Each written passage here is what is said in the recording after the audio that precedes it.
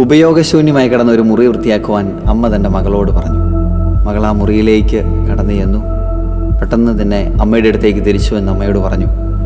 ആ മുറിയിൽ പൊടിപടലങ്ങളൊന്നുമില്ലല്ലോ, പിന്നെ എന്തിനാണ് വൃത്തിയാക്കുന്നത്? അമ്മ ആ മകളെ കൂട്ടിക്കൊണ്ട് ഒരിക്കൽ കൂടി ആ മുറിയിലേക്ക് ചെന്നു. എന്നിട്ട് മകളോട് പറഞ്ഞു, ഈ ജനാലകളൊക്കെ ഒന്ന് തുറന്നിടുക. അവളത് തുറന്നു. അപ്പോൾ പ്രകാശം ആ റൂമിലേക്ക് പ്രവേശിച്ചു.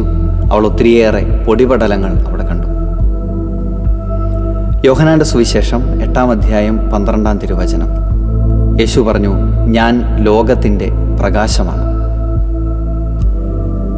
പ്രകാശമാകുന്ന ഈശോയെ ഉള്ളിലേക്ക് കടക്കാൻ അനുവദിക്കാത്തിടത്തോളം കാലം എൻ്റെ ഉള്ളിൽ പ്രകാശം കടക്കുകയില്ല. എൻ്റെ ഉള്ളിലെ പൊടിപടലങ്ങളെ ഞാൻ തിരിച്ചറിയുകയില്ല.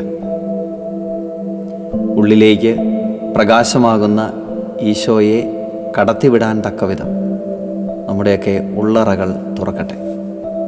ഈശോ അനുഗ്രഹിക്കട്ടെ.